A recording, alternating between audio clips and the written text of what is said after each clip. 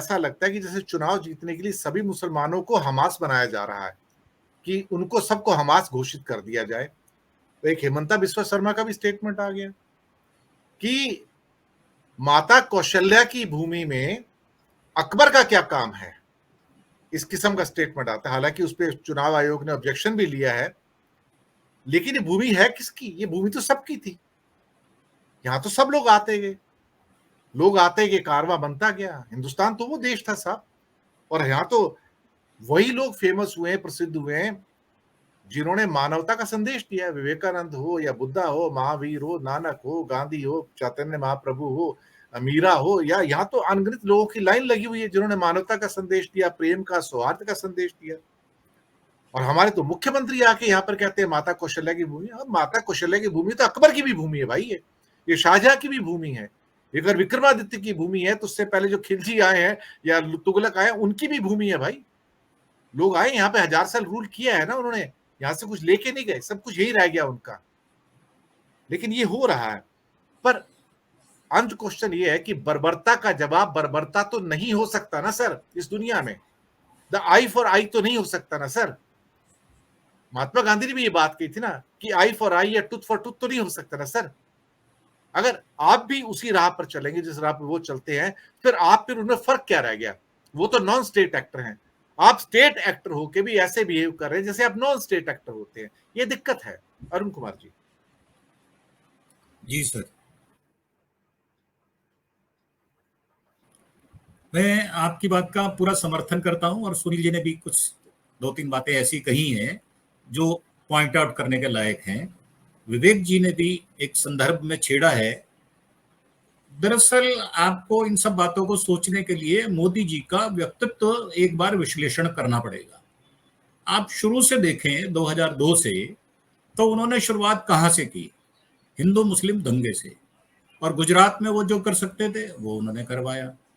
ये विरोधाभासी स्वभाव या द्वि स्वभाव, एक हाथ में आप इजराइल को रखते हैं और एक हाथ में आप फिलिस्तीन को रखने की कोशिश करते हैं। सर, राजनीतिक जीवन में तो ये संभव है, कूटनीति में तो मध्य मार्ग संभव है, परंतु जब युद्ध की स्थिति होती है तो आपको शांति की तरफ खड़े होना पड़ेगा। आप बर्बरता की तरफ खड़े नहीं हो सकते, ये बिल्कुल निश्चित है। इसमें भारत हो, अमेरिका हो, ऑस्ट्रेलिया हो, न्यूजीलैंड हो, कोई भी कंट्री हो, कनाडा हो, दरअसल हुआ क्या है? हुआ ये है कि इसकी शुरुआत G20 में ही हुई। G20 में जो कनाडा के प्राइम मिनिस्टर थे, उनका एरोप्लेन खराब होने की वजह से जो हमारा कूटनीति में जो विश्वास हम रखते हैं उसमें उनकी पूछताछ होनी चाहिए थी। सर, आपको किसी मदद की जरूरत है, हम विमान दे दें, आप वापस चले जाएं। 3 दिन 72 घंटे उनके बर्बाद कर दिया आपने, और उनको घास तक नहीं डाली गई। वहां से विरोध की शुरुआत हुई, और हड़बड़ी में, मतलब मोदी जी को एक दिखास और छपास की जो आदत है, हड़बड़ी में उन्होंने उनका विरोध किया और हड़बड़ी में उन्होंने वीजा बंद कर दिया। अब क्यों खोले सर? अब खोला, अब 4 वीजा खोल दिए, क्यों खोले सर अब इन्होंने? जी सर, इसीलिए क्या जरूरत थी? जी सर, वो इसीलिए खोले हैं कि 5 दोस्तों की दुश्मनी में बदल जाती है अगर हम उसको नहीं खोलते। मैंने आपको बहुत पहले भी कहा था कि भारत को बैकफुट पर आना पड़ेगा। अगर भारत बैकफुट पर नहीं आएगा तो पूरे विदेश नीति में भारत की छिछलेदारी होगी, और हो भी रही है।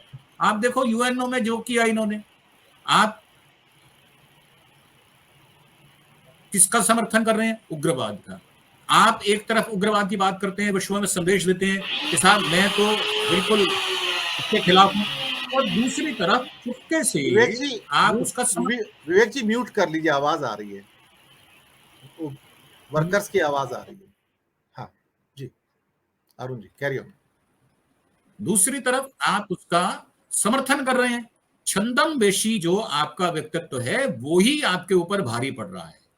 दरअसल बात यह है कि ये जो मोदी जी हैं, ये चुनाव जीतने की एक मशीन बनकर रह गए हैं, और हड़बड़ी में, जैसे कि कहा जाता है हिंदुस्तान में 2014 के बाद पहली बार ये बात हो रही है, सबसे पहले ये जो कुछ चुने हुए शब्द वो लेकर चलते हैं और उसके पीछे भागने की कोशिश करते हैं, उसमें सारी हड़बड़ाहट हो जाती है, और आदमी एक गलती करता है उसको सुधारने के लिए दूसरी करता है, फिर वो तीसरी करता है, फिर वो चौथी करता है, फिर पहली को रेक्टिफाई करने के लिए पांचवी करता है, फिर दूसरी को रेक्टिफाई करने के लिए छठी गलती करता है। मोदी जी का बिल्कुल सेम हिसाब किताब है। वो कभी भी एक गलती को स्वीकारते नहीं है, उसको रेक्टिफाई नहीं करते मन से। आप देखें कि आईपीएस कितने गुजरात के अभी भी जेल में है, उन्होंने उस विषय को लेकर अपनी रिजिडिटी, अपना जो रिजिड पना है, वो जो दिखाया है उन्होंने, उस पर आज भी कायम है। और वो किसी को माफ करना तो जानता ही नहीं, और अपनी गलती नहीं मानना जानते। ये सबसे बड़ा विरोध पक्ष है मानवता का। जो आपने कहा कि ये अमानवीय घटनाओं के साथ हम खड़े हो गए, जैसे सुनील जी ने कहा कि वहां एकदम 1 साल से छोटे बच्चे भी मर गए, महिलाएं मर गई, जैसे आपने बताया 3,000 महिलाएं मर गई। 3,000 बच्चे मरे हैं सर, 3,000। 3,000 बच्चे मर गए। अब आपके पास संवेदना जब है ही नहीं, जब संवेदनाहीन हो चुके आप, और मंदबुद्धि व्यक्तित्व हैं मोदी जी, आप उनका पूरा एनालिसिस करके देख लें, वो कभी भी अपनी बातों का ही खुद समर्थन नहीं करते। जो 2014 से पहले वो कहा करते थे, अब उसके विरोध में खड़े हैं। चाहे आप उसको डॉलर के प्राइस को ले लो, चाहे पेट्रोल के प्राइस को ले लो, चाहे गैस के प्राइस को ले लो, आप उसका समर्थन कर रहे हैं। अब वो कह रहे हैं महंगाई इतनी अच्छी है कि महंगाई जो है वो देश का विकास कर रही है। ये मेरी तो समझ में नहीं आता, मैंने भी इकोनॉमिक्स पढ़ी है, कि महंगाई कैसे देश का विकास करती है। सर, कूटनीति में जब आप एक स्पष्ट संदेश दे रहे हैं, आप इजराइल का स्टेटमेंट देने की इतनी जल्दी क्या थी आपको? आप सबसे पहले दिखना चाहते हैं, सबसे पहले दिखना चाहते हैं। ये जो रोग है, ये ही हिंदुस्तान की विदेश नीति का बेड़ागर्क कर रहा है। और ये इसलिए भी कर रहा है, मैंने आपको कहा था ये 31 तारीख तक ये युद्ध बढ़ेगा, इसमें विध्वंस होगा, इसमें मानवीय मूल्यों का भी नुकसान होगा और मानवता का भी नुकसान होगा। ये दोनों चीजें साथ साथ चल रही हैं। दूसरी तरफ हम ये कोशिश कर रहे हैं, आपने जो आज का हेडिंग भी दिया है, हम बात करते हैं राम मंदिर की, और हम इजराइल की बर्बरता का यूएन में समर्थन कर देते हैं। साहब, ये कैसा विरोधाभास है? आप एक तरफा बात नहीं करते। मैंने एक आपके प्रोग्राम में पहले भी कहा था कि हमें जिम्मेदारी फिक्स करनी पड़ेगी। अगर हम फिक्स नहीं करते कि इजराइल की गलती है, पहली गलती है हमास की, अगर हमास की गलती है तो हम उसका विरोध करें, उसके समर्थन में ना खड़े हों। और फिर दूसरी गलती इजराइल की, अगर इजराइल ने गलती की है तो हम स्पष्टता से कहें, पुरजोर तरीके से कहें कि आपने जो किया वो गलत है। थप्पड़ का जवाब थप्पड़ से नहीं हो सकता, ये तो आप खुद ही स्वयं ही कह रहे हैं कि आंख के बदले आंख नहीं ली जा सकती। और हमारा सिद्धांत भी नहीं है। आपने जो शीर्षक लिया है, राम के व्यक्तित्व को आपने उकेरा है। राम का व्यक्तित्व सहनशील था। राम का व्यक्तित्व ऐसा था कि कैकेयी के कहने पर 2 वचनों को भरने के लिए उन्होंने राज तिलक को छोड़ दिया था। यहां तो मोदी जी राज तिलक के पीछे पड़े हुए हैं। वो तो 30 के 30 स्टेट जीतना चाहते हैं, उनको 12 स्टेट से तसल्ली नहीं हो रही, और वो इस तरीके से जीतना चाहते हैं कि वो सीबीआई, आईटी और ईडी का हथकड़ बनाते हैं। राजस्थान में उन्होंने क्या किया, वही बात 15 दिन पहले क्या मैंने सर वही कहा था अरुण जी कि जो देश में बर्बरता चल रही है इस समय, जो दमन चक्र चल रहा है, अब उसको विदेश नीति में लेके चले गए। ये दुर्भाग्यपूर्ण है सर। विदेश नीति में मैंने आपको एक बार पहले भी कहा था कि मोदी जी मां शब्द से बड़ा परहेज करते हैं, मणिपुर से, ममता बनर्जी से, मायावती से, और अपनी मां के स्वर्गवास होने के बाद उनको याद नहीं करते। वो कैसा प्रेम है जो भूल सकते हो आप?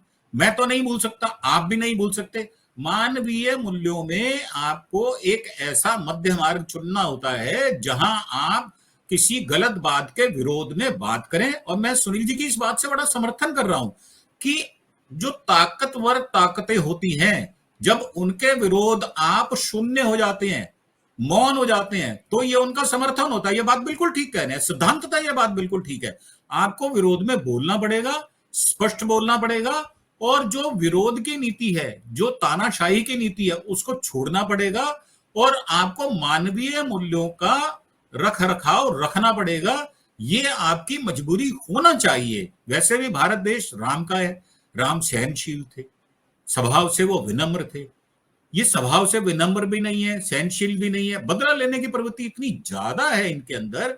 वो प्रकाष्ठा है उसकी, परिश्रम की प्रकाष्ठा नहीं है। ये जो कहते हैं ये ढकोसला है सारा का सारा। और इस ढकोसले से इनको बाहर आना पड़ेगा। और हिंदुस्तान को या भारत को विदेशों में नहीं, देश में भी ये बेइज्जत कर रहे हैं।